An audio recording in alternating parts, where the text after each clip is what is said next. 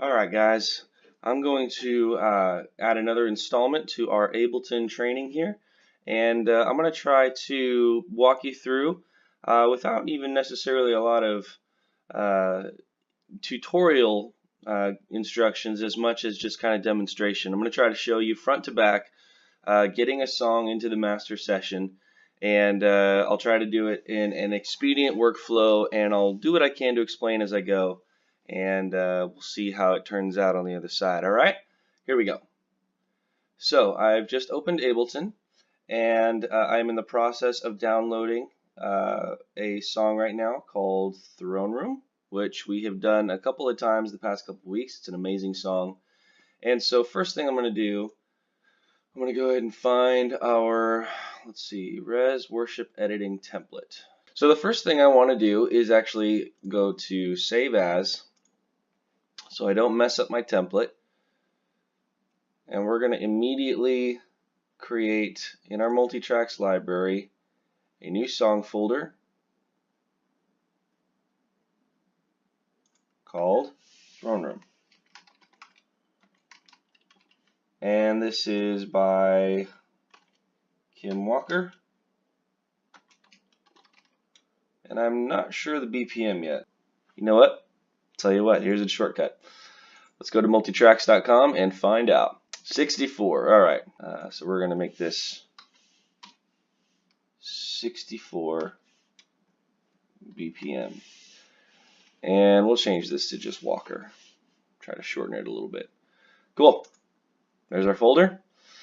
And so then in this folder, we will then save our editing template to be Throne Room, and in parentheses, 64 BPM, which is in the key, this is going to be in the key of B flat, and I'll explain why later, and this will be the standard arrangement, which means I'm not going to be changing or updating the measure to measure sequence at all.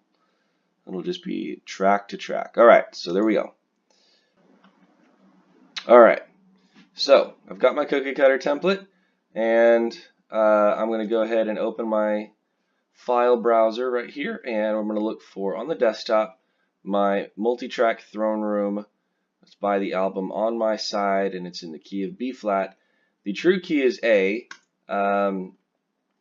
Apparently, when you purchase something from Multitracks, you have a 48-hour window to request which key you are wanting the tracks in, and I always choose the original because we'll transpose them ourselves.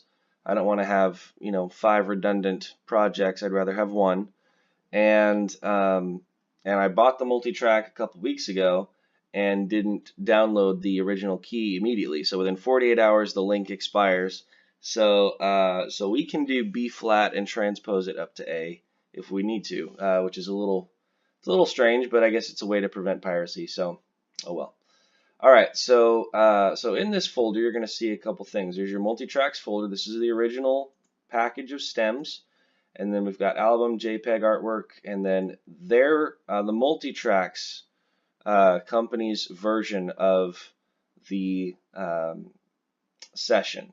So it's just an Ableton session with everything broken down the way that they label it. Like I said, it's their guide, their click track, and the way they discern labeling tracks to be efficient. We don't really need either of these two things. We're going for the multitracks stems folder. And so right away, we're going to we're just going to kind of put them where they go real quick. Start with the main things. Doesn't look like I see a bass channel in here, which makes sense because it's a very electronically built song, and so it doesn't necessarily lend itself to having a lot of guitars in the studio stuff, at least. So now we're going to go through and select everything and then deselect the tracks we've already loaded, and that everything else is just going to drop into these generic audio file. We're going to scroll down, make sure we're not jeopardizing anything. Up to 18 audio tracks. Now you kind of see why we have to break these down a little bit. And so there's what we have been given. So we're going to let those load. They're already loaded. The waveforms sometimes take some time to get where they need to be. So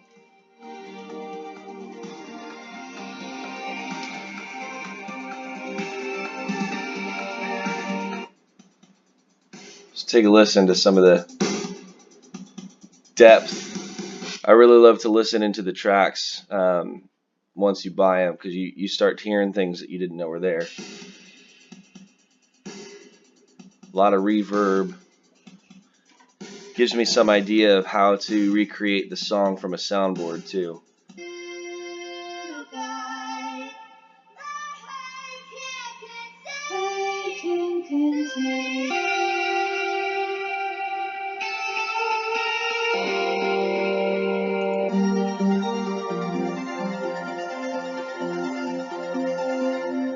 Alright, so I chose to download it in a half step higher than the original because I would always rather transpose audio files down than up. So if I bought it a half step lower and transposed the files up to A, I feel like it just doesn't quite land the same when you transpose up. You can do it, and you know, it may not necessarily matter, but if we're talking about a master copy of something, I'd like to have as close to the real thing as possible. And so from right here, immediately what we're going to do, now I saved this in as a B flat. And so we're going to leave, actually, but before I transpose anything, we're going to leave them in B flat, and then we'll come back to that. So at this point, what we're going to start doing is, if there's no bass track, then these 4 tracks are good to go, with the exception of this click. And so what I'm going to do as we build this master session is I'm going to go through and replace all these clicks, but for the demonstration right now, we're just going to consider the click in the guide where I want them to be, even though they're not. All right, so we're going to just collapse these first 4 tracks. I know that they're the way I want them. So now we're looking at how do we group things. So I can start by labeling things. So I'm going to select my first audio track. I'm going to hit Control R.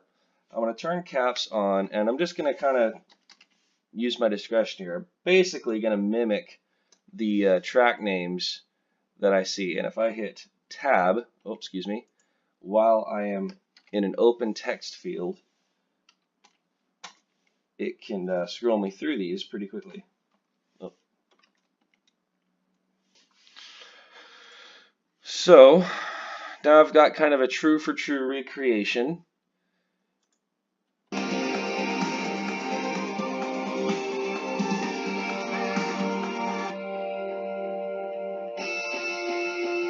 I think I'd want control of that. Let's listen to them together.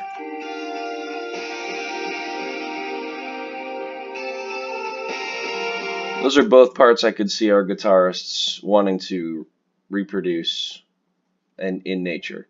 Now there's always, so again, that doesn't mean I'm instantly chopping the tracks off or anything. I want them to end up in our master session. I can always turn them off there, but I don't want them to be grouped with anything. That's the question we're asking right now. And the background vocals, we're going to leave those separate. So we've got 3 tracks that are good. Effects.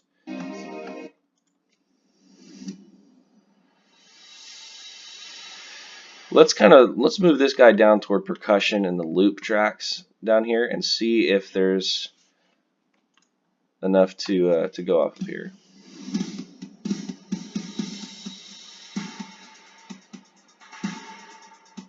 Okay, so quick note, especially for drummers, don't get all weird on me when you hear a loop that mirrors, like directly mirrors the drum part that you hear, because the drum track and the loop track, there are 2 separate things happening, but together they make the tone that we know and love. In fact, the hi-hat is actually coming from the loop track, and if you listen to the drum kit, it's tapping on the ride. Little things that you just can't pick up on when you're listening into the mix. Now, obviously, there's a little bit of translation that we do when we bring it to the stage. I think the drummer on the hi-hat makes a lot more sense.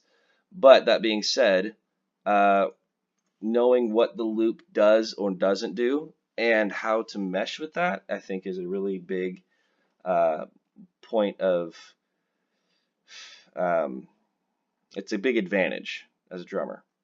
All right, so I think I'd love to be able, let's take a little deeper look, a little pass here. Actually, excuse me, the hi-hat's not even in the loop, it's in the percussion channel. And I don't really need independent control of the hi-hat to the loop.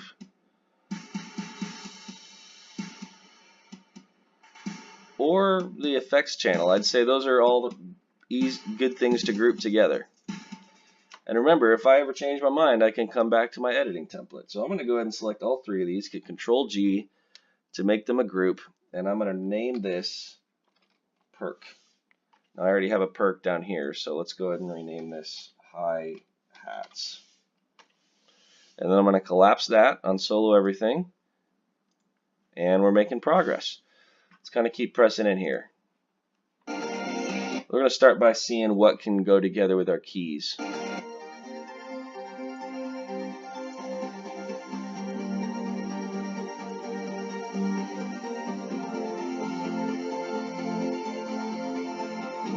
Again, like I said in the last video, a lot of times synthesizers and keyboards are really easy things to collapse unless you have a specific piano part or something that you know your keyboardist is going to want to do live. All of this is not really going to be recreatable unless you download and do a lot of programming with the patches, the original patches, which I'm all about. At this point, what I would say is we're going to make this a full tone track. And we'll call it D tone for digital so that I know what kind of tone we're talking about. It's not guitar tone. We're talking about synth and computer tones. All right, so then we've got our piano. So again, there's a perfect example. Keyboardists, this is your home base. I would say if you're going to learn something besides just recreating what's on the chord chart, learn this track. And we can always give you access to this stuff depending on how in depth you guys want to go. All right, we're going to leave that the way it is. Let's check this guy out.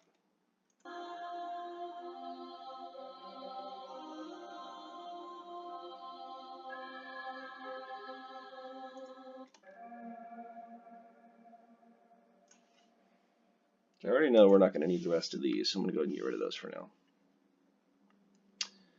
And let's see. Pre-chorus.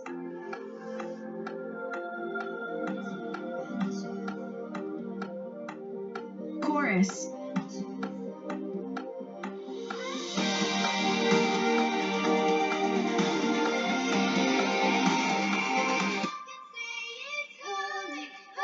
Let's try this. I'm going to group the background vocals and this vocal effects just to see if they work together. No, I want independent control of my background vocal channel. So we've got a vocal effects channel standalone. That's fine. So we've done some collapsing, and the one thing I think I'm going to change as I'm sitting here processing through this is I'm going to go ahead and move that effects channel out of my percussion group. I think there is something to the idea of keeping that effects channel independent. The percussion group now feels a lot more wholesome with that hi-hat in it. It's just got some electronic stuff that I don't want to get rid of. And I'm also thinking that if for some reason the live drums and this electronic track competed with each other too much, this is an okay group to make because I can always put a high pass filter on this entire channel later and really thin out the kick and the snare, the deep end stuff while protecting the hi-hat. So there we go. I've got, let's see, 1, 2, 3, 4, 5, 6, 7, 8 tracks plus my 4 up here, so 12. So that's, I mean, that's pretty manageable, I'd say. So we're going to go ahead and save this. And my cookie cutter for B flat is ready to go. Now from here, I'm going to go ahead and save as, let's see. So the folder encompasses throne room, the artist, and the BPM. And in that folder, I can put as many different arrangements of this cookie cutter template as I want. So I'm going to go ahead and resave this and put A standard. So now I've got two cookie cutter editing templates that are identical. And I'm going to open up all of these tracks again.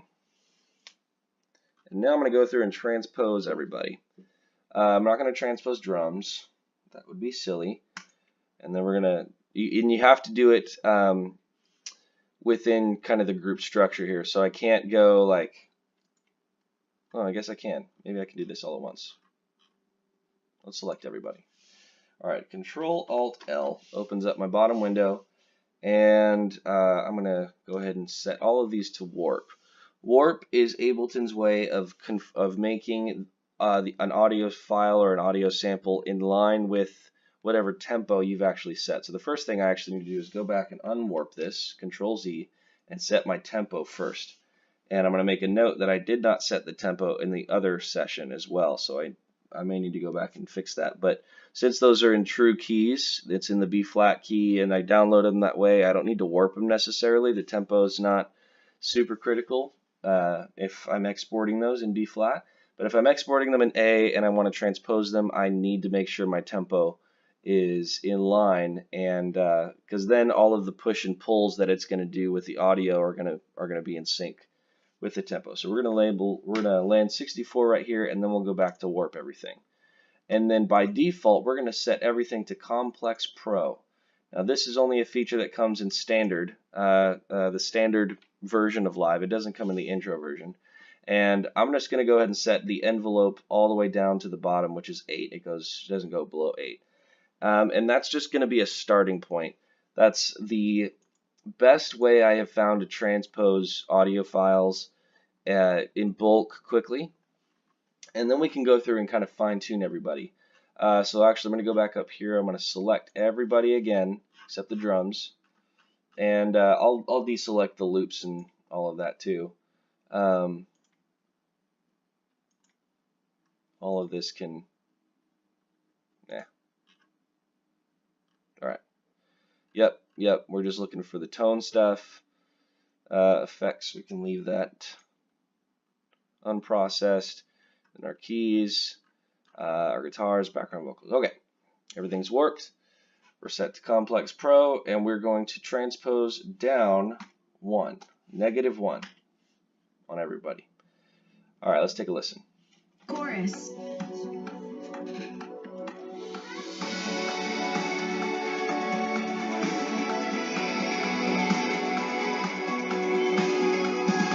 So right out of the gate, it's like, that's pretty good. You know, we're going to still go through and fine tune everybody, but that's pretty good. So I'm going to start by soloing my background vocals, which is the first track in my lineup that actually has a tonal reference in it. And we double click it, and we're going to listen in detail.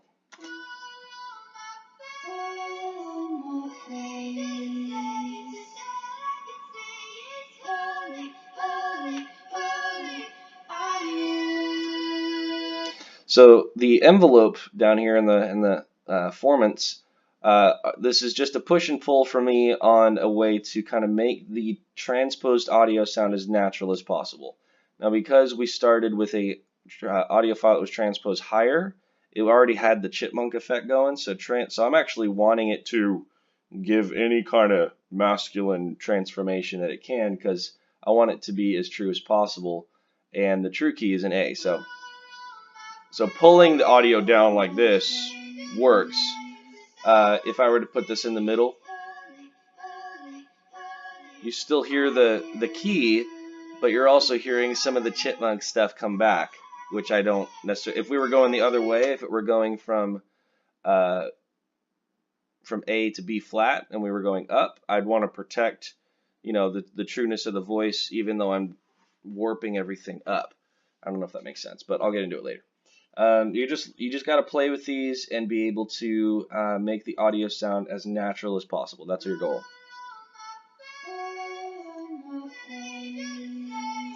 Leave it all the way down. Let's go next one.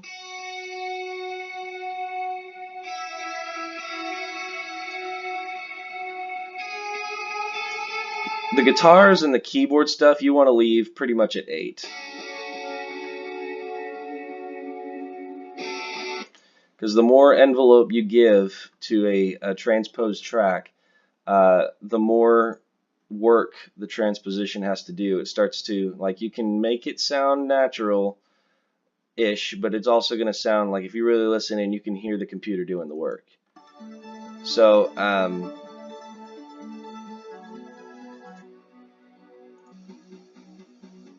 you know what? This really feels more like a synth bass.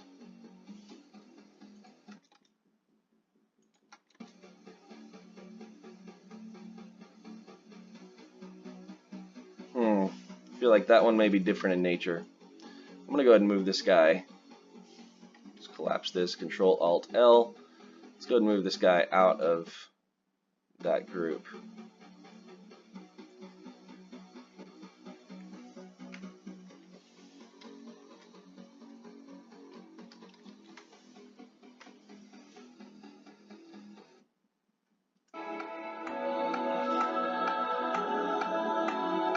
So all of that's the way I want it.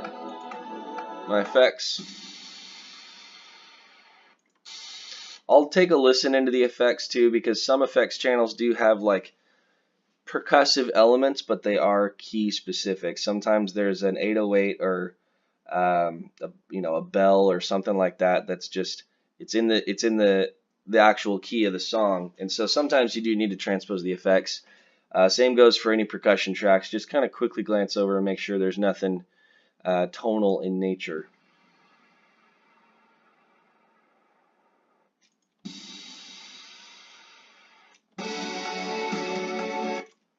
I feel like there's not necessarily a tone in nature, but what the heck? I feel like darkening the percussion channel might help it enrich a little bit. Let's take a listen.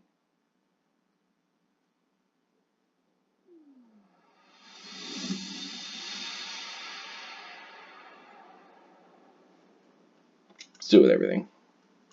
And let's turn it up. This is one of the beautiful things about multitracks. 1.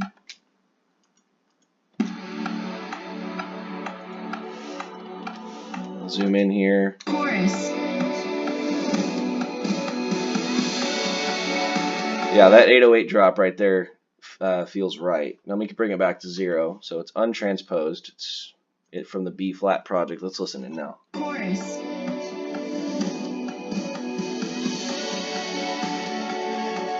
Chorus. Let's listen again. Let's go back to -1. We're just wrestling with it for a minute. Chorus.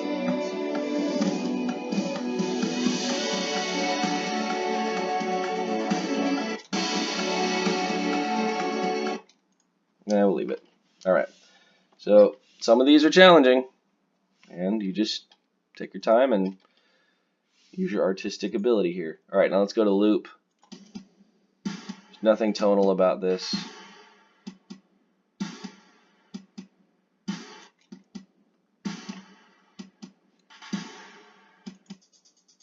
Yeah, so it's just one of those things like, okay, I can tell that all 3 of these tracks probably weren't transposed or messed with when they transposed the other files to B flat and then sold it to me. So we're going to leave them true. I think that's as true as they're going to be. Piano, so the piano, all right, let's talk about this one for a minute. Again, tonal instrument, but you listen in, you can kind of hear this airy,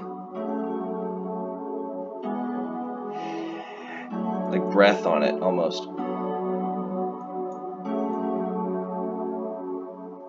So we're gonna mess with this for a minute. All right, so if I were to bring it up, you can kind of hear it fuzz out a little bit. So we're gonna leave it all the way at the bottom, just like all the other keyboard stuff. Let's check our vocal effects.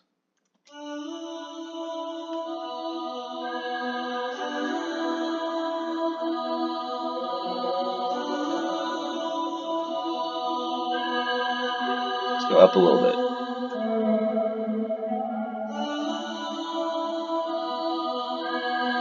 Puts a little bit more nature back into her voice.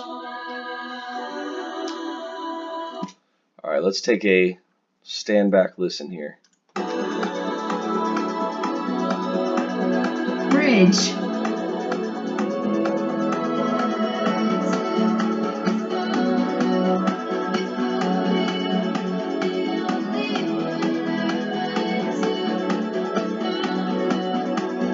Tag.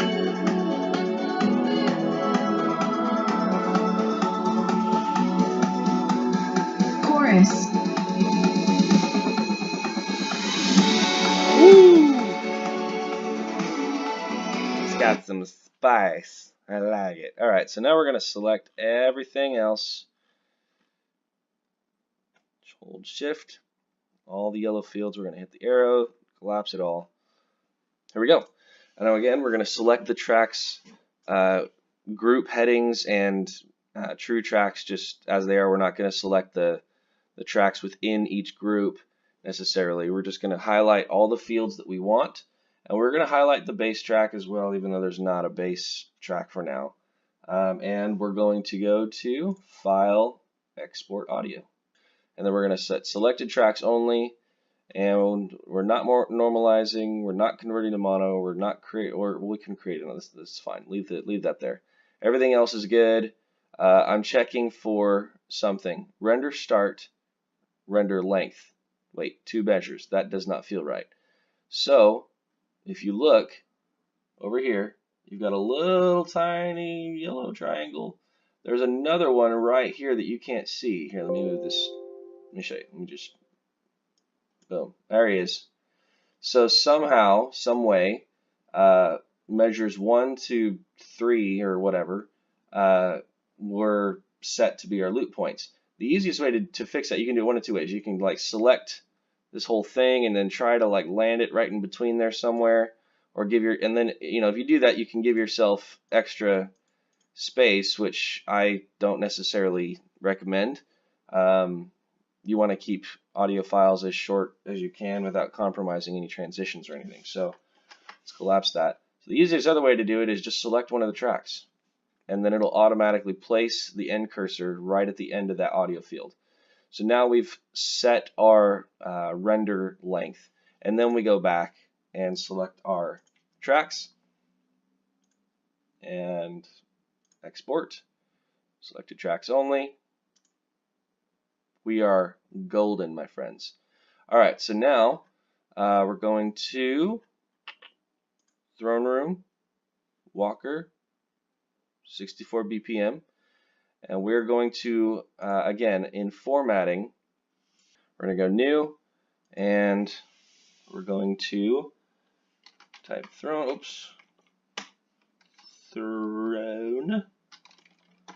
Room, parentheses, 64 BPM, a standard. Boom. All right, we created our folder. We're going to open that folder, or just double click it. All right, and then from here, again, referencing how we save files, since this is redundant. Okay, so we're initialing the song, hyphen, and then we're labeling. Our first few tracks are labeled like we've discussed in the past, and so it's going to be initials space dash, and that's it. And by default, Ableton will add the next space and the title of each track. All right. So we've got Throne Room. Throne Room. There we go. Space dash, and that's it. Save. And it's going to do its thing. So now we have a fully fledged forming song folder in our multi-track library for the master session. We can come back and reference the originals if we wanted to, and then we've got our exported master the way that we want it, with guide and click updates and additional files and edits and whatever. And I could, I could create a 64 BPM A custom arrangement or extra chorus arrangement or whatever. So I'm going to delete this. I'm going to come back to measure 1, and I'm going to tab, and we're going to create a new scene here in session view. We're going to rename it, capital letters, throne room underscore A underscore standard. And then in parentheses, we're going to note that it's 64 BPM, lowercase. And we're going a semicolon 4 times signature. That's kind of Ableton's code, if you will. All right, now we're clear to load. So we're going to come to our folder here. And this File Explorer doesn't see shortcuts, so you could drag and drop from your File Explorer, or you can go in and actually find it. There we are. That looks like the way we label stuff. Now again, because these first few tracks are numbered, they're going to appear at the top of the list here, which makes it really easy to just find the tracks you need and not have to go through and deselect. And we're just going to drag, we're going to hold Control to make them all horizontal, and we have just loaded Throne Room into our multi-track master session. Now I'm going to go ahead and drop the bass is there's nothing recorded to it right now, so whatever, but I'll go ahead and throw the drums in there, and away we go. There it is. Now let's go ahead and take a listen. So we're going to select the master scene here, 1, fire it off. 2, 1, 2, 3, 4.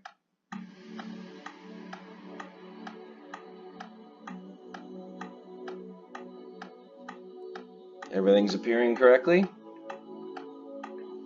Verse. Okay, so now I'm going to select all slots in scene. I'm going to copy. I'm going to come over to my arrangement view. I'm going to go ahead and re-enable automation and get rid of and go back to the arrangement mode. And then I'm going to select the top track and hit paste, and everything should line up from there. We are at 64 BPM. I'm going to come back to measure 1 and zoom in. Now here's where this internal MIDI thing comes in. I want to create a MIDI track that automatically creates all the markers I need in a song, so I don't have to go through and re-punch in markers every time, and it's a real time saver. So I'm going to start by creating a MIDI track, Control-Shift-M, and first thing we're going to do is unloop it, and then I've already set this up in the master track, which I'll go over a little bit more in master session part 2. We're going to create a note on this previous marker, or excuse me, add marker. There we go. And right at the get-go there, right at the top of that bar. So I don't really want to put one at the very beginning because I'll end up doubling up. I'm going to create the marker and key map it later. I don't really want to put one on the count end, so I'm going to put one right here at the intro. And then I'm going to copy, Control-C, and I'm going to put it where I know I'm going to need markers. Verse. Verse. I don't really need another marker for verse part 2. But pre-chorus,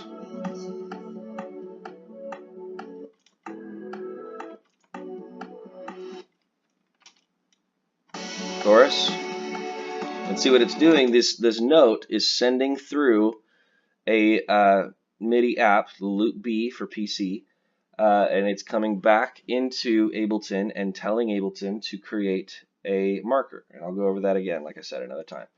So we're kind of looking at the guide, we're kind of referencing where we need the markers the most.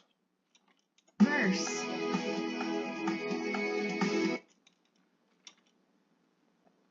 Chorus. That's where I don't need. All right, and we're gonna use our navigational window up here. We can click down, and we're going to find just going to find all the little places we need it. I don't need one here because this is all one chorus. So I don't know why there's an extra chorus guide there. There's a whole nother segment of lyrics that correspond to the chorus there. So that's a good example of why things don't always make sense when you buy them online. Bridge. Bridge.